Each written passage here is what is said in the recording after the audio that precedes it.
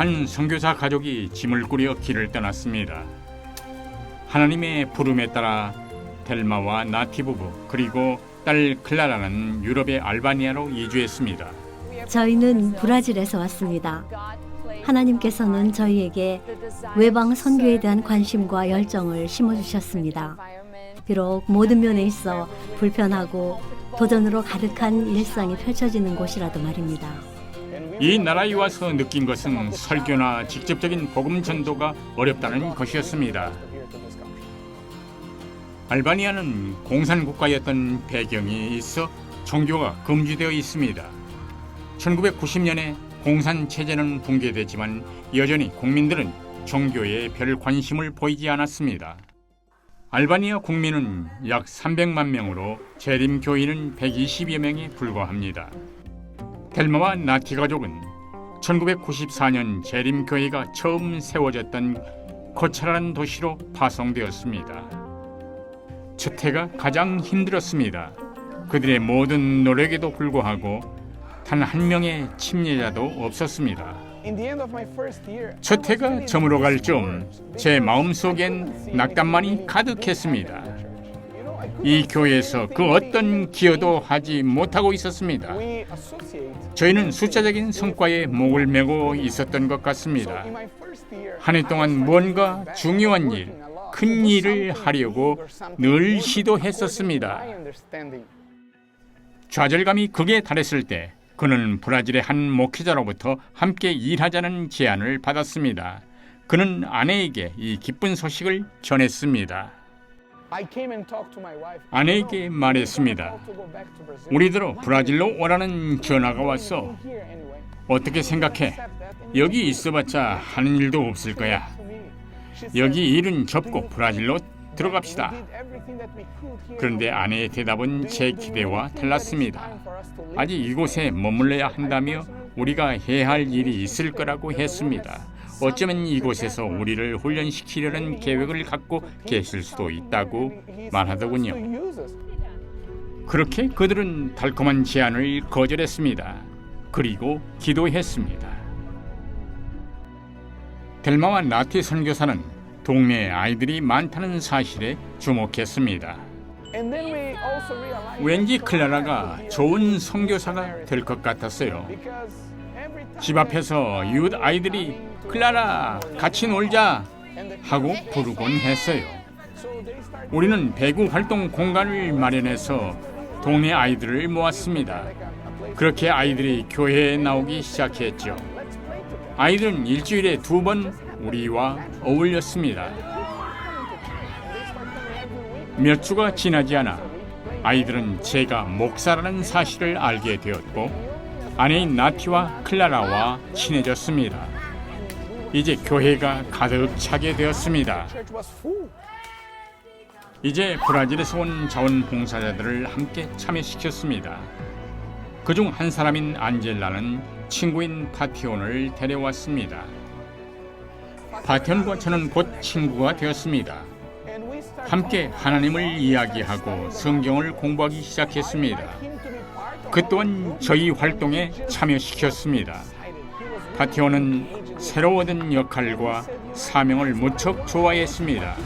자신이 늘 찾고 있던 일이었고 또 아이들을 돌보고 봉사할 수 있는 일을 찾고 싶다고 했습니다. 아이들도 파티온을 잘 따랐습니다. 우리는 한 마음으로 이 모든 일에 참여했습니다.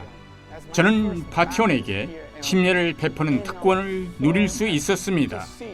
주님께서는 우리의 기도에 응답해 주셨습니다. 이제 파티온도 이웃에게 복음을 전하고 있습니다. 그리스도의 모본을 따라 이웃을 섬기면 그들의 마음이 부드러워지고 예수를 따르는 무리가 더 늘어나는 것이 요즘 제 기도의 제목입니다. 교회는 세계 도시 선교센터와 협력하여 지역사회의 선교 활동을 펼치고 있습니다. 나티 선교사는 아이들에게 바이올린을 비롯해 음악 강습을 하고 있습니다. 도시 선교센터에서는 언어와 건강을 비롯한 다양한 주제의 문화예술 프로그램을 운영하고 있습니다. 흐릿하게나마 성과가 보이기 시작할 때 마음속에 희망이 생겨납니다. 그 희망이 우리에게 또 다른 일을 시작할 수 있는 동력을 제공합니다. 오늘도 지역의 선교 활동을 위해 또 선교의 최일선에서 헌신하는 선교사들을 위해 함께 기도해 주시기 바랍니다. 처음 선교사로 부름을 받았을 때 세상을 바꿀 준비가 되어 있다고 자신했습니다. 하지만 첫 1년을 통해 주님께서 저를 먼저 변화시켰음을 깨닫게 되었습니다. 재림교회 선교 사역을 위한 여러분의 헌신과 기도에 감사드립니다. Ok, você gosta de morar na Albânia? Sim?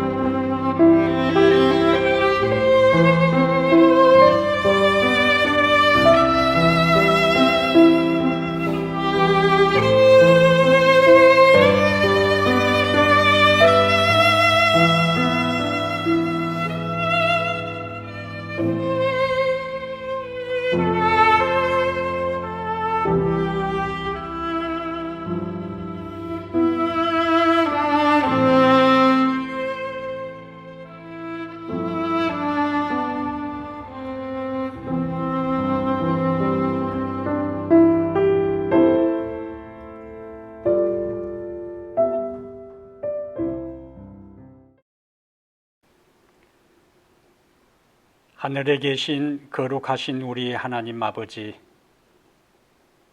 오늘 거룩한 안식일입니다. 이 안식일에 우리는 우리를 창조하신 하나님을 생각합니다.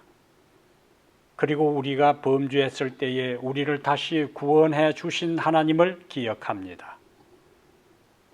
또한 우리를 천국에 살기에 적합한 하나님의 자녀로 변화시켜 주실 거룩한 성령 하나님을 찬양합니다. 오늘 우리가 주님 앞에 함께 예배 드릴 때에 살아계신 하나님의 영이 우리의 심령에 충만히 임재하시고 하나님의 말씀을 경청할 때에 그 말씀 한 말씀이 우리의 영혼을 소생시키시고 우리의 생각을 깨우치시며 우리의 인생의 방향이 하늘로 향하도록 축복하여 주시옵소서. 이 한 시간 전적으로 주님께만 우리의 마음이 향하도록 하시며 이 한 시간을 통하여 하나님께는 영광이고 우리 모두에게는 주의 말씀으로 은혜 충만히 경험하는 시간 되게 하여 주시옵소서. 우리 주 예수님 이름으로 기도하옵나이다. 아멘.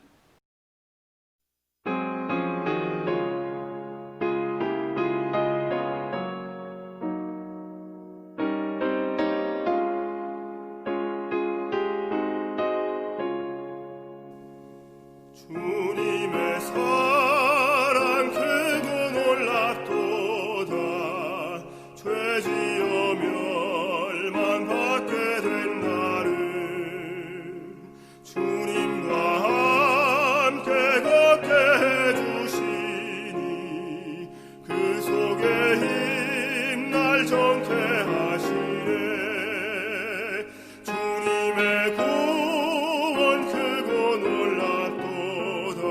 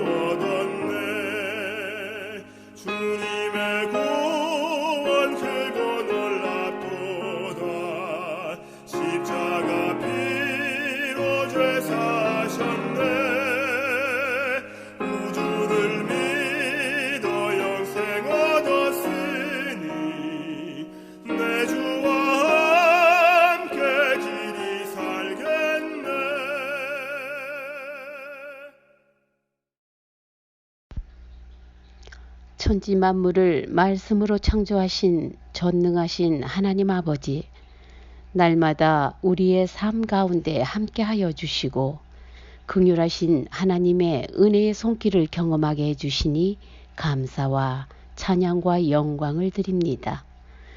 거룩한 안식일 저희들의 마음을 거룩하게 하시고 시간을 구별하여 하나님과 교제하고 몸과 마음이 주 안에서 온전히 회복되게 해주심을 감사드립니다.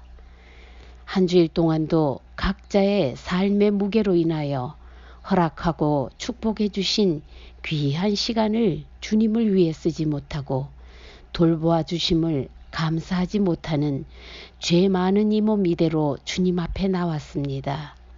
주님의 사랑 의지하여 회개하오니 용서하여 주시고 이 시간 우리 삶의 온전한 변화와 새로운 결단이 이루어지는 놀라운 역사가 일어나게 도와 주시옵소서. 더욱더 맹렬한 기세로 기승을 부리는 코로나19를 추스르기도 버거운 상황에 전 세계적으로 천연재해가 끊이지 않고 있는 이러한 상황을 볼 때 주님의 재림이 가까이 왔음을 느끼고 준비할 수 있는 은혜의 말씀을 주셨음에 감사드립니다.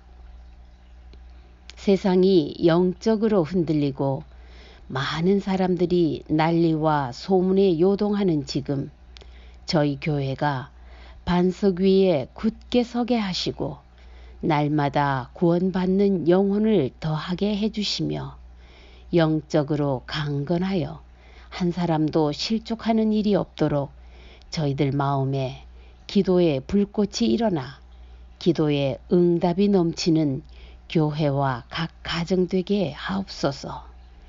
또한 주님의 말씀을 대언하실 목사님께 성령의 능력으로 붙들어 주시고 선포되는 말씀을 통해 우리 영혼이 치유되고 주 안에서 평안을 찾는 귀한 시간이 되게 하여 주시기를 거룩하시고 은혜로우신 우리 구주 예수님의 이름으로 감사기도 드립니다. 아멘.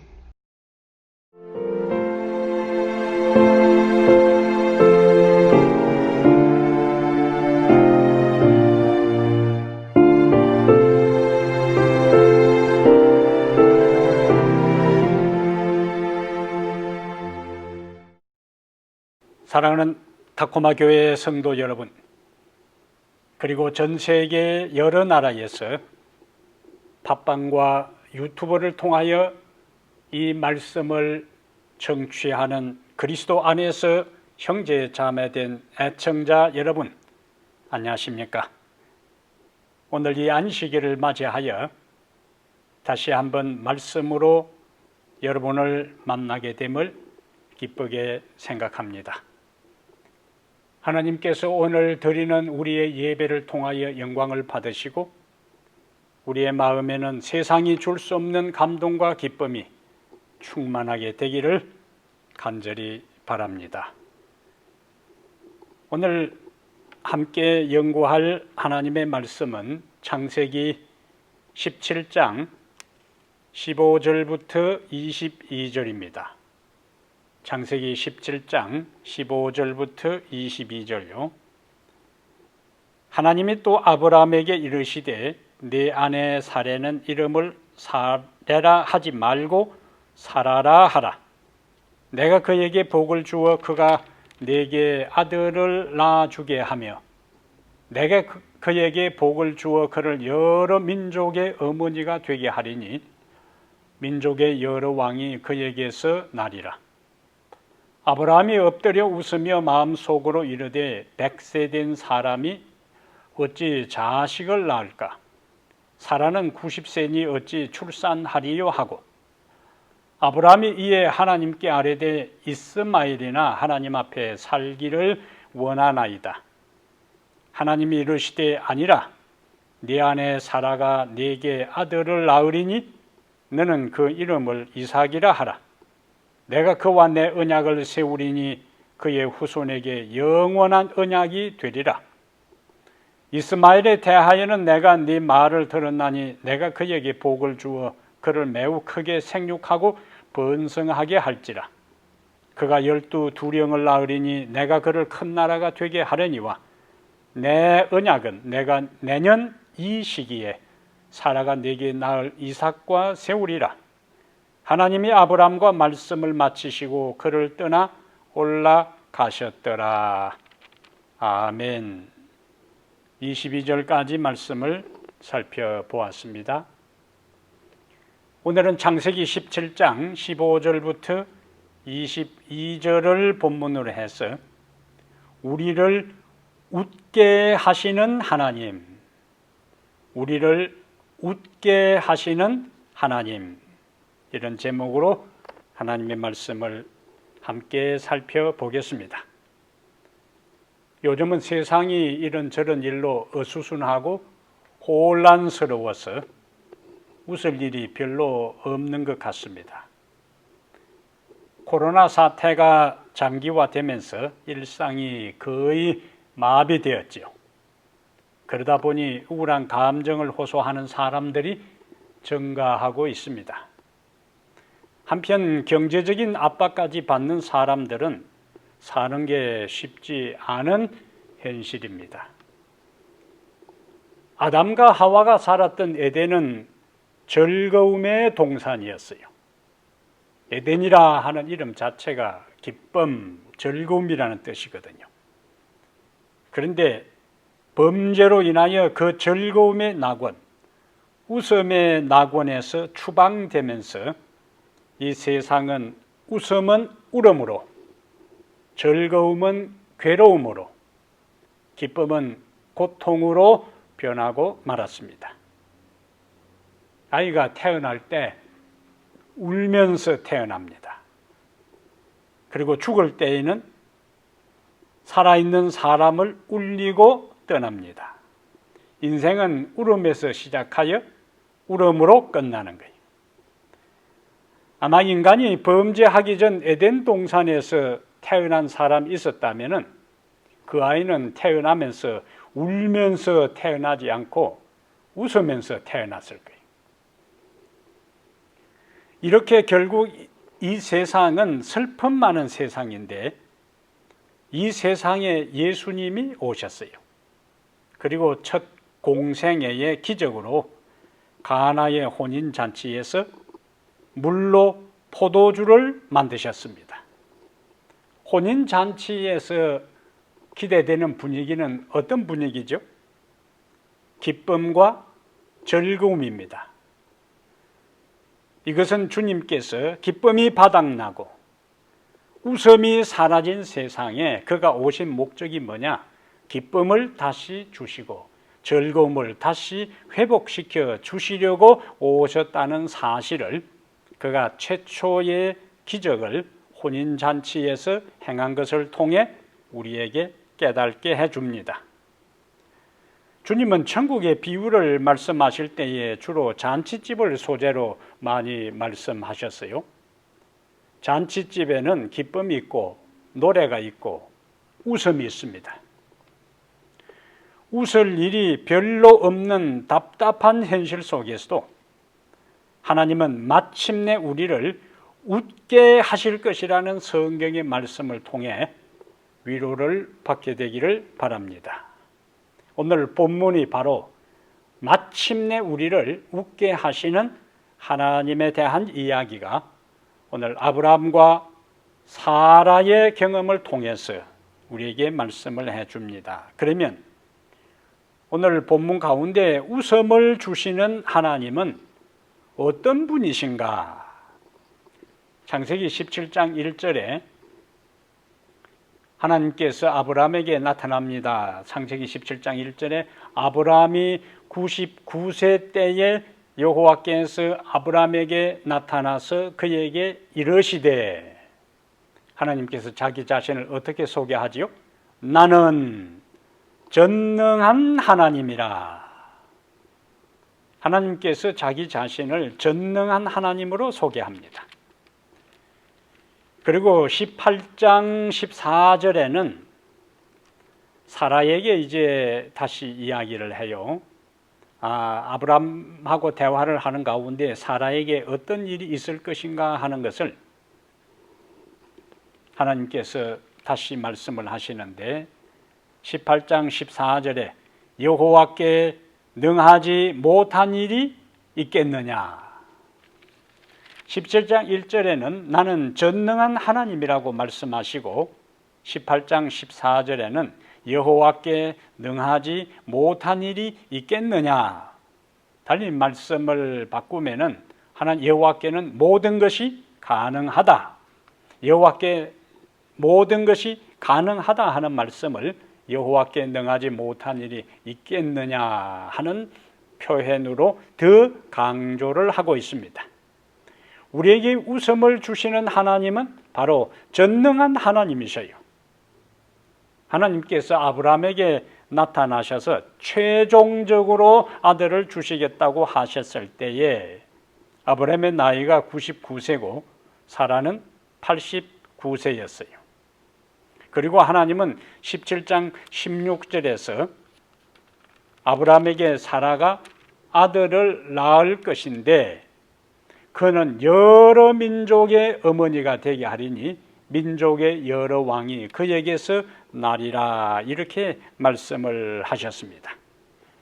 이런 하나님의 진중한 말씀에 대한 아브라함의 반응이 창세기 17장 17절 18절이요. 아브라함이 엎드려 웃으며 마음속으로 이르되 100세 된 사람이 어찌 자식을 낳을까? 사라는 90세니 어찌 출산하리요? 하고 그 다음에 이제 속으로 그런 생각을 하면서 18절에 아브라함이 이에 하나님께 아뢰되 이스마엘이나 하나님 앞에 살기를 원하나이다. 무슨 이야기지요? 이제 하나님 너무 늦게 오셨다는 거예요. 이제 제가 아들을 갖게 된다는 모든 기대는 다 접었습니다. 그래서 하나님께서 난처하실 것 같아서 제가 제 아내와 합의해서 하갈하고 결혼해서 이스마엘이 태어났으니까 저에게 말씀하신 것으로 너무 부담 갖지 않으셔도 됩니다. 그 뜻입니다. 그냥 제가 이스마엘이나 잘 키우고 마음 접었으니까 살겠으니까 염려하지 마세요. 그런데 하나님께서 그런 아브라함의 불신어린 대답을 듣고도 17장 19절에 하나님이 이르시되 아니라 네 아내 사라가 네게 아들을 낳으리니 너는 그 이름을 이삭이라 하라. 꼭 집어서 사라가 아들을 낳을 것이고 이름까지도 하나님께서 사라가 아들을 낳을 것이라고 하시면서 아예 이삭이라고 하는 이름까지 지어 주셨어요. 하나님이 지어준 이름입니다. 보통 유대 나라에서 부모들이 이름을 짓는데 이삭의 이름은 하나님이 직접 지어준 이름입니다.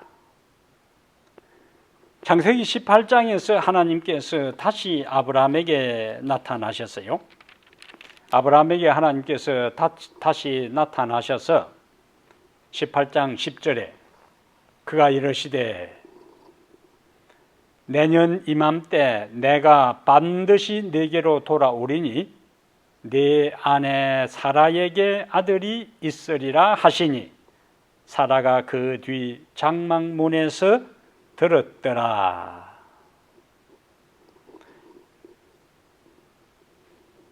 여인들이 호기심이 많잖아요. 그래서 옛날 유대 나라 관습에 남자들 모임에 여자들이 잘 나서지 않는 그런 관습대로 나서지를 않고 장막문에서 낯선 남자들이 자기 남편하고 이런저런 이야기를 하는데 자기 이름도 들리니까 무슨 이야기나 하고 들어본 거예요. 사라의 반응입니다. 내 아내 사라가 아들을 낳을 것이다 하는 이야기를 들은 다음 11절 12절에 아브람과 사라는 나이가 많아 늙었고 사라에게는 여성의 생리가 끊어졌는지라. 다시 12절에 사라가 속으로 웃고 이르되 내가 노쇠하였고 내 주인도 늙었으니 내게 무슨 즐거움이 있으리요. 이것을 부창부수라 그래. 남편이 아내하고 같다 그거예요. 아브라함이 나타낸 반응이나 아브라함의 아내 사라가 나타낸 반응이 동일합니다.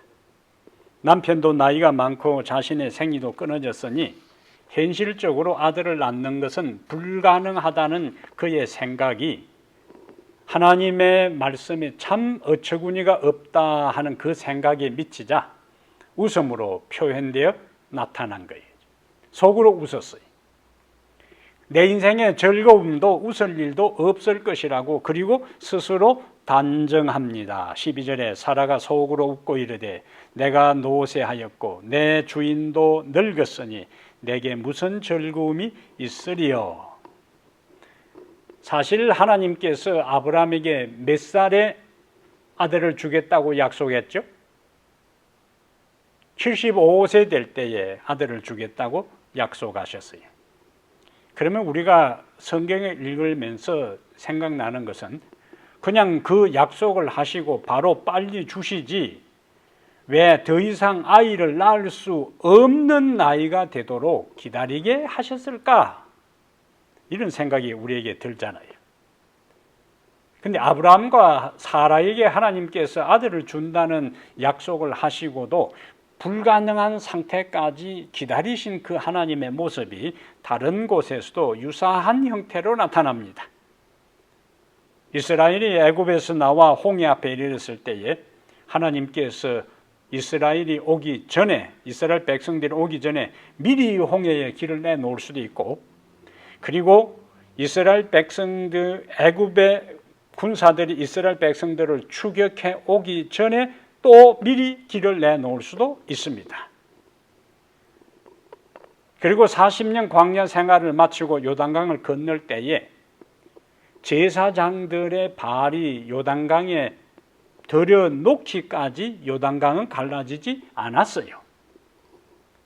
다니엘의 세 친구가 풀무불에 던져지기 전에 왕의 마음이 변하여 그 명령을 취소하게 하지 않았습니다.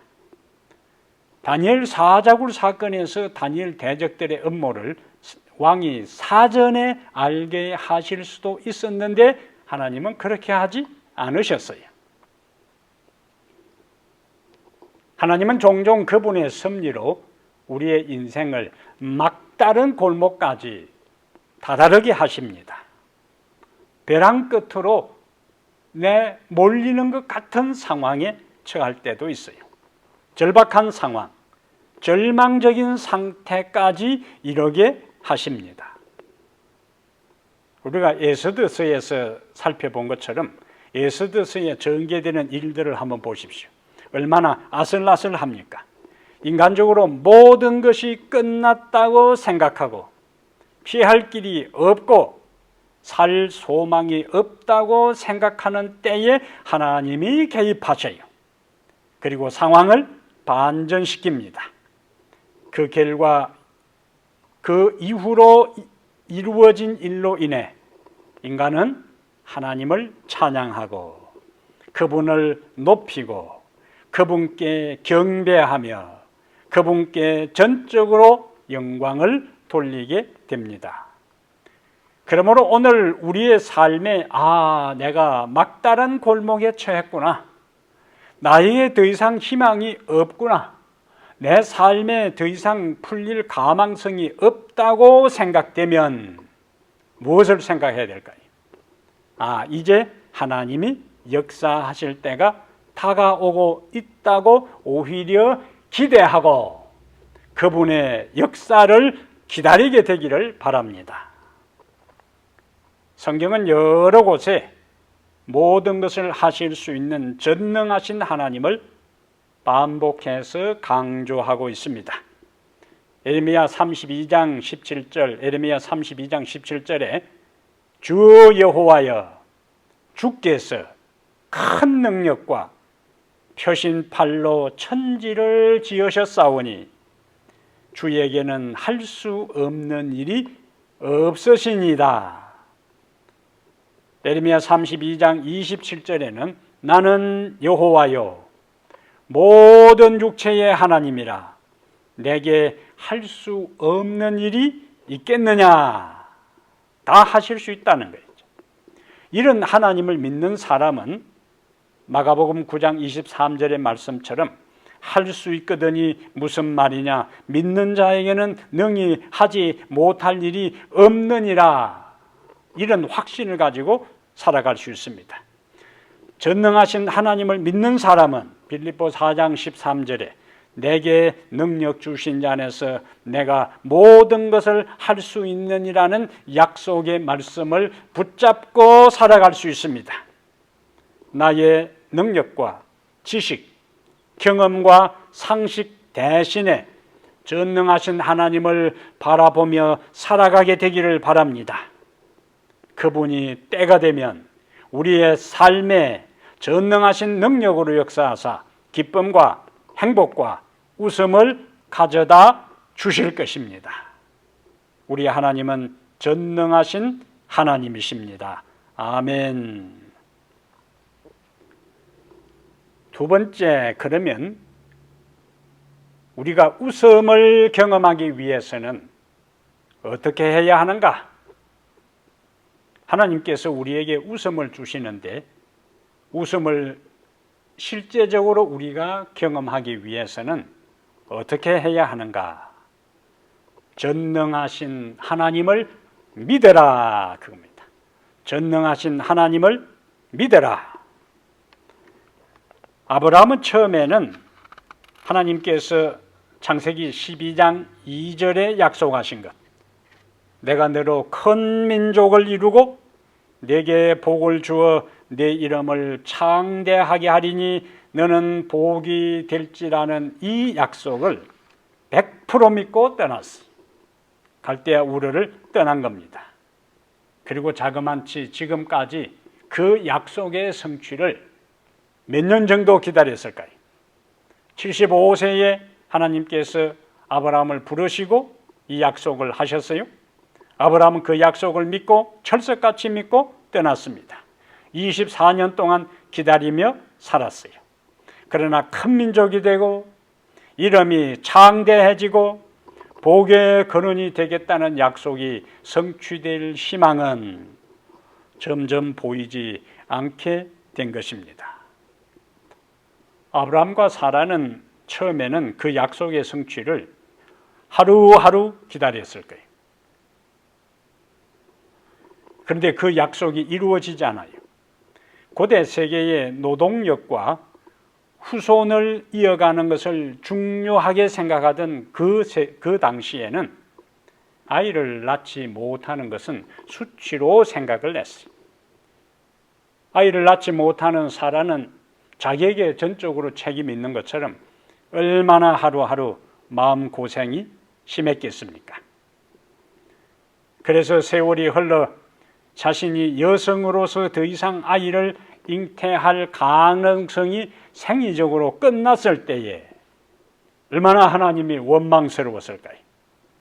약속이 이루어지지 않으니 기대가 실망으로 끝난 것입니다. 이제 사라는 다 체념했어요. 마음 정리했어요. 이제 나는 아이를 낳을 수도 없으니까 자기 여종 하갈을 남편에게 주어서 아이를 낳게 한 것입니다. 근데 이스마엘이 태어난 이후에 하나님이 찾아온 기록이 공식적으로 없어요. 13년의 세월이 흘렀습니다. 이제 아브라함도 마음 정리하고 사라도 마음 정리 다 했어요. 하나님이 큰 소리 쳤는데 우리가 이제 아이를 낳을 수 있는 신체적인 상태가 다 안 되니까 하나님이 부담이 돼서 안 오셨구나, 이런 생각을 할 수도 있습니다. 그런데 13년 만에 뜬금없이 하나님이 찾아오셔서 자기 남편에게 하는 말씀이 내년에 너 아내 사라가 아이를 낳는다는 이야기를 사라는 장막에서 들은 것입니다. 이때의 사라는 인간적으로 어처구니가 없었고 하나님이 참 엉뚱한 분이라 하는 생각이 들었을 것입니다. 남편도 너무 늙었고 자신도 생리가 끊어졌는데 무슨 말씀을 13년 만에 나타나셔서 저런 말씀을 저렇게 하시나 하고 속으로 인간적으로 의의가 없어 웃음이 나온 것입니다. 이 웃음은 불신의 웃음이에요. 이 웃음은 어쩌면 약간은 비웃는 그러한 웃음일 수도 있어요. 인간적으로 기가 차서 나온 반응입니다. 원래는 하나님께서 사라에게 아들을 낳게 해서 그 후손이 번창하게 하고 큰 민족이 되고 복의 근원이 되겠다고 하셨지만은 이제는 구체적으로 이번에 99살이 될 때 나타나서는 구체적으로 내년에 아들을 낳게 해 주시겠다고 말씀하셨지만 사라의 한번 닫힌 마음의 문이 열리지를 않습니다. 하나님께 토라져도 한참 토라진 겁니다. 근데 이런 사라의 반응에 대한 하나님의 모습이 참 여유가 있고 재미있습니다. 창세기 18장 13절에 이제 그 앞에는 사라가 속으로 웃었어요. 약간 하나님의 말씀에 대해서 코웃음을 추면서 비웃는 그런 모습입니다. 그런 것을 하나님께서 다 아시고 창세기 18장 13절에 여호와께서 아브라함에게 이르시되 사라가 왜 웃으며 이러기를. 사라는 장막 안에서 속으로 웃었어요. 그런데 하나님께서 밖에 아브라함하고 말씀을 나누시다가 아브라함에게 이야기합니다. 아브라함에게 이르되 사라가 왜 웃으며 이러기를 내가 늙었거늘 어떻게 아들을 낳으리요 하느냐. 재미있잖아요. 사라는 속으로 웃었는데 하나님은 속으로 웃은 거하고 속으로 생각한 것까지도 다 아브라함에게 말씀하는 거예요. 그리고 다시 당신의 능력을 말씀하시고 약속을 합니다. 여호와께 능하지 못한 일이 있겠느냐. 기한이 이를 때에 내가 네게로 돌아오리니 사라에게 아들이 있으리라. 아마 이 말씀을 하신 다음 아브라함에게 네 아내를 나에게 좀 불러오라. 아브라함이 잔뜩 긴장해서 아내에게 가서 하나님이 너 좀 만나자고 한다니까 사라가 얼마나 긴장하고 두려워 떨었겠어요. 왜냐하면 조금 전까지 자기 속으로 한 생각과 또 속으로 웃은 것이 있기 때문에 나간 거예요. 15절에 사라가 두려워서 부인하여 이르되 내가 웃지 아니하였나이다. 하나님 앞에 사라가 딱 잡아떼잖아요. 내가 웃지 않았나이다. 하나님께서 그 말씀을 들으시고 하신 말씀이 18장 15절에 이르시되 아니라 네가 웃었느니라. 웃지 않았다고 잡아떼는 사라와 너 아니다, 너가 웃었다라고 말씀하시는 하나님의 모습에서 인간을 이해하시는 하나님의 너그러움을 발견할 수 있습니다. 너가 지금은 나를 불신하여 웃지만은 너의 웃음이 긍정적인 웃음이 되게 하시겠다는 하나님의 넉넉하고 자비로운 마음을 우리는 여기서 볼 수 있고 발견할 수 있고 느낄 수 있습니다. 오늘 17장과 18장, 17장의 아브라함의 반응과 18장의 사라의 반응을 보면은 둘 다 속으로 웃고 하나님의 약속을 불신했어요. 그 하나님의 약속의 불신의 근거는 하나님의 능력을 믿지 못했고 자신들의 현실적인 육체적인 상태만을 보았습니다. 그것이 불신으로 나타난 거예요. 성경은 그 이후에 창세기에서는 아브라함과 사라가 하나님의 그 약속을 받아들이고 믿은 여부에 대한 것들을 말씀하지 않습니다. 그런데 아브라함이 하나님과의 대화 가운데 불가능하지만은 하나님이 전능한 하나님으로 자신을 소개했을 때에 그 약속을 그대로 믿음으로 받아들인 사실을 바울은 로마서 4장에서 이렇게 말씀하고 있어요. 로마서 4장, 이것은 다 찾아보겠습니다. 로마서 4장 18절부터 보겠습니다. 로마서 4장 18절. 아브라함이 바랄 수 없는 중에 바라고 믿었으니 이는 내 후손이 이같으리라 하신 말씀대로 많은 민족의 조상이 되게 하려 하심이라.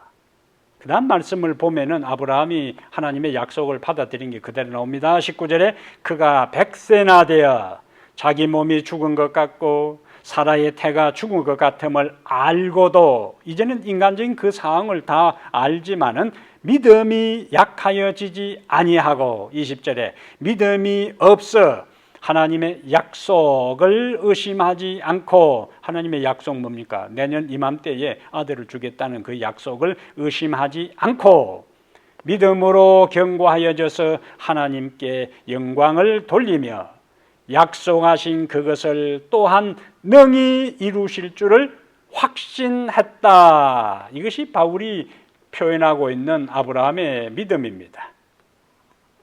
그러면은 하나님의 말씀을 자기 남편에게 하는 이야기를 듣고 사라가 속으로 웃고 내가 어떻게 아들을 낳을 것인가 하는 의심했던 사라는 훗날 어떻게 되었는가?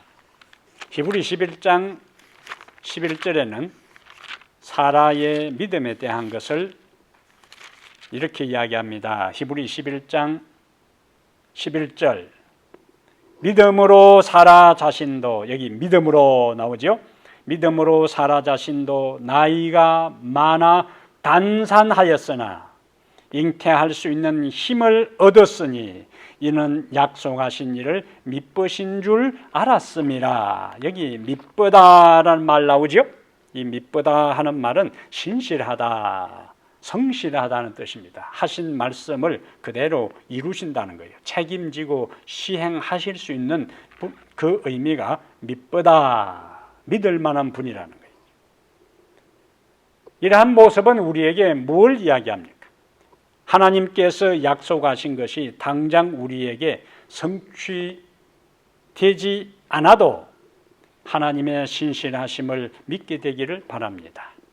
하나님은 당신의 시간표에 따라 그분의 약속을 이루어 주십니다. 그의 때가 될 때까지 인내하며 믿음으로 우리는 기다려야 하는 거예요. 나의 현재의 상황과 현실적인 여건과 모든 주변 사정으로 하나님의 능력을 제한하지 말게 되기를 바랍니다. 오늘 우리의 삶이 답답하고 웃을 일이 없는 것처럼 보여도 마침내 하나님께서 전능하신 하나님이 우리로 웃게 하실 것이라는 약속을 끝까지 아브라함이 믿었던 것처럼, 사라가 믿었던 것처럼 우리도 믿고 살아가게 되기를 바랍니다. 그러면 세 번째, 하나님을 전능하신 분으로, 우리가 전적으로 신실하신 분으로 전적으로 믿을 때 하나님은 어떻게 하시는가? 그것이 창세기 21장 1절부터 7절입니다. 창세기 21장. 마침내 하나님은 약속을 지키시고 우리를 웃게 하신다. 하나님을 전능하신 분으로 우리가 믿을 때 하나님은 어떻게 하시는가? 마침내 하나님은 약속을 지키시고 그 다음에요, 우리를 웃게 하신다. 창세기 21장 보겠어요.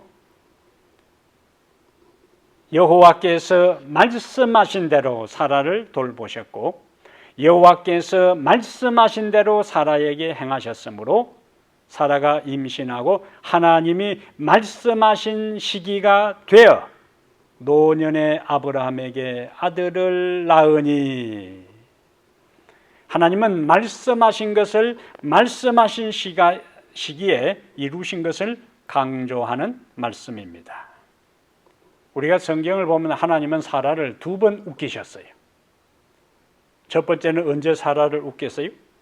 하나님께서 아브라함에게 찾아오셔서 아브라함에게 사라가 1년 후에 아들을 낳을 것이라고 할 때 18장 12절에 사라가 속으로 웃었어요.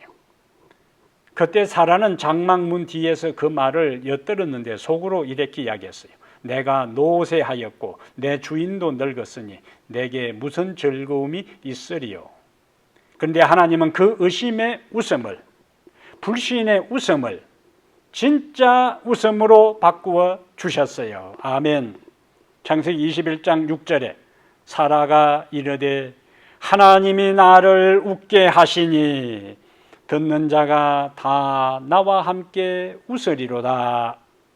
하나님이 나를 웃게 하시니, 이 웃게 하신다 하는 이것은 18장 12절에 속으로 웃게 하신 그 웃음이 아니고 실제적으로 약속하신 대로 그 아들 이삭을 낳았을 때에 진짜 즐겁고 기쁘고 감사하고 감격해서 웃는 그 웃음을 하나님께서 주셨다는 거예요. 사라의 나이 90에 드디어 창세기 12장 2절 약속이 25년 만에 성취된 것입니다. 불과 1년 전까지만 해도 나에게 무슨 즐거움이 있겠느냐고 불신의 웃음을 웃었던 그 사라가 이제는 기쁨에 넘쳐서 하나님을 찬송하고 있습니다. 그리고 듣는 자가 다 나와 함께 웃으리더라고 노래하고 있습니다. 이 말은, 이 기쁨은, 이 즐거움은, 이 웃음은 사람만이 누리는 기쁨, 사람만이 누리는 즐거움, 사람만이 웃는 웃음이 아니라 하나님의 약속을 믿고 사는 모든 사람들이 경험하게 되는 기쁨이요, 즐거움이요, 감격이요, 웃음이라는 말씀입니다. 웃을 일이 없습니까? 현실을 바라보면 답답하고 근심과 슬픔만 있습니까? 내 인생에는 웃을 날이 없고 웃을 일이 없다고 결론을 내리지 마시기를 바랍니다. 사라는 내 주인도 늙었고 나도 생리가 끊어졌으니 나에게 무슨 웃을 일이 있겠느냐고 자신의 상황만을 가지고 자신의 경험과 인간적인 모든 걸 가지고 결론을 내렸어요.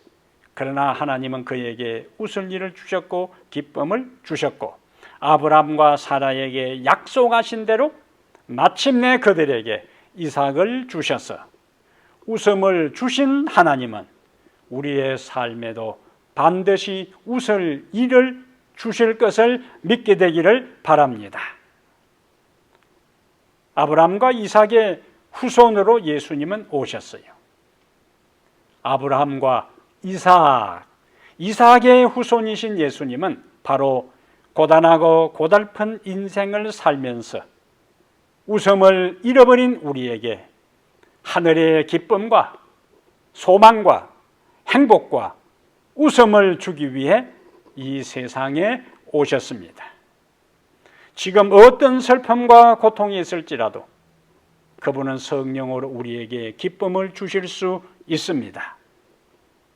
지금 우리의 기도가 응답을 받지 못하고 그분의 약속이 이루어지지 않는 것처럼 보일지라도 우울해하지 마시기를 바랍니다. 슬퍼하며 낙심하지 마시기를 바랍니다. 포기하고 절망하지 마시기를 바랍니다. 시편 30편 11절에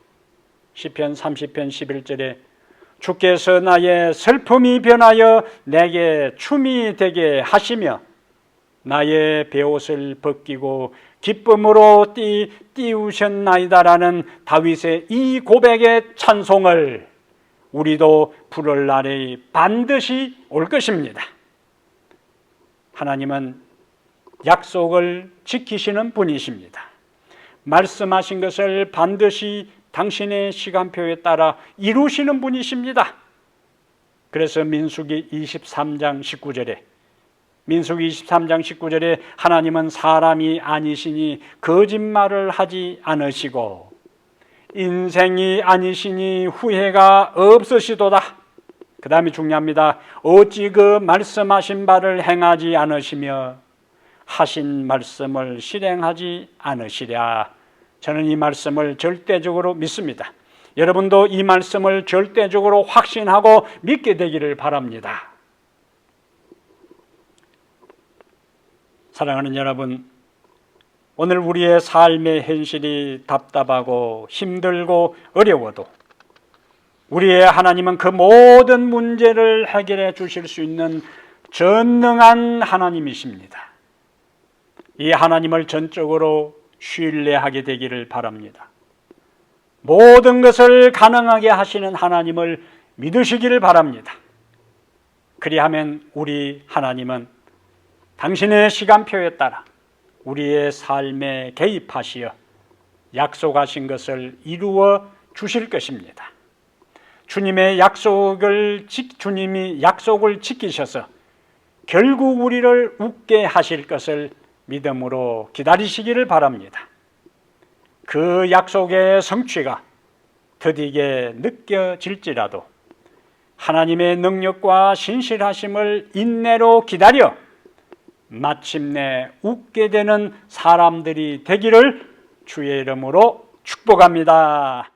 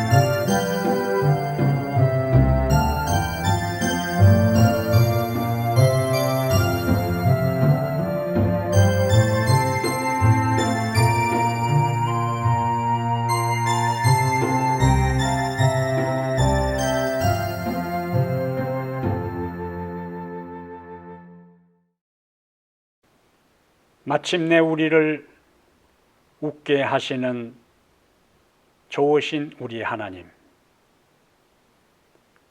주님이 계심을 찬양하고 감사를 드립니다. 오늘 우리 자신의 모습과 우리가 처해 있는 환경과 이 세상의 모든 것을 보면은 웃을 일이 없고 답답한 현실밖에 우리의 눈에 보이지 않습니다.